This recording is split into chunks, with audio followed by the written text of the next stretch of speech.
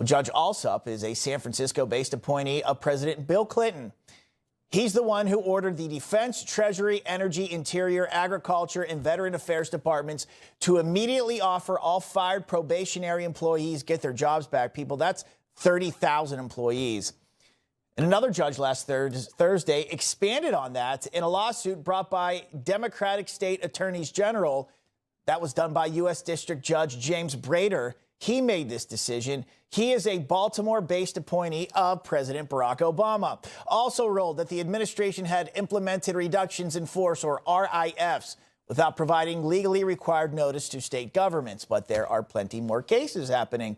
A federal judge last Wednesday signaled that she was deeply skeptical that the Pentagon's handling of transgender service members complies with federal law.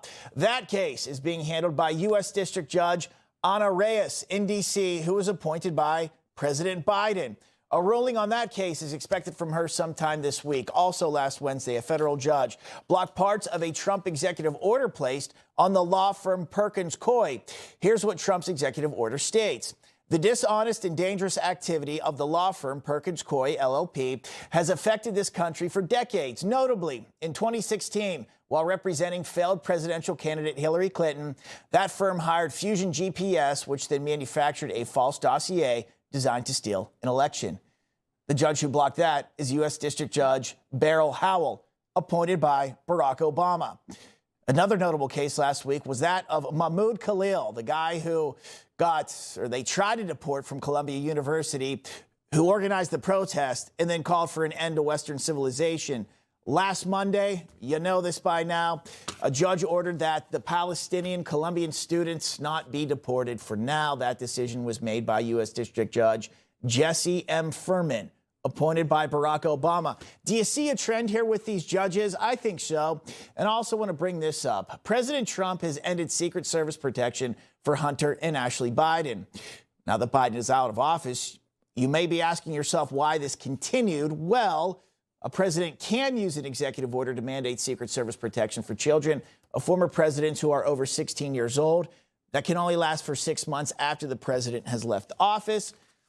But with the way things are going, I wonder maybe a judge is going to get involved in that because that deadline hasn't been met yet. Let's talk about it some more.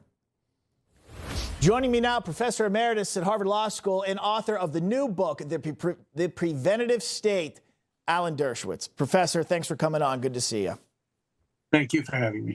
A lot to get through here. I want to talk about Trump's call for the impeachment of Judge Boasberg here. Is that a possibility?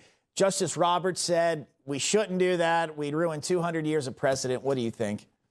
Well, it's easy to impeach him. All you need is a vote of the House of Representatives by a majority, but it would be impossible to remove him.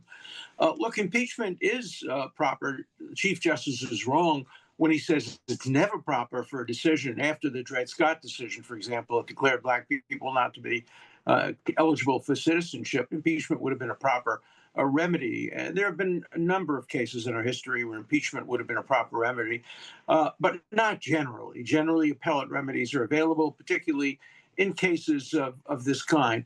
And the other thing that could happen easily is, Congress can pass statutes restricting the limitations of the federal courts. They've done that all the time. And Republicans have control of both houses. They could probably get legislation passed which denied judges the power to issue injunctions that bind the entire country. Take, for example, the issue of deportation. The president has an inherent power to deport people who are not in the country properly.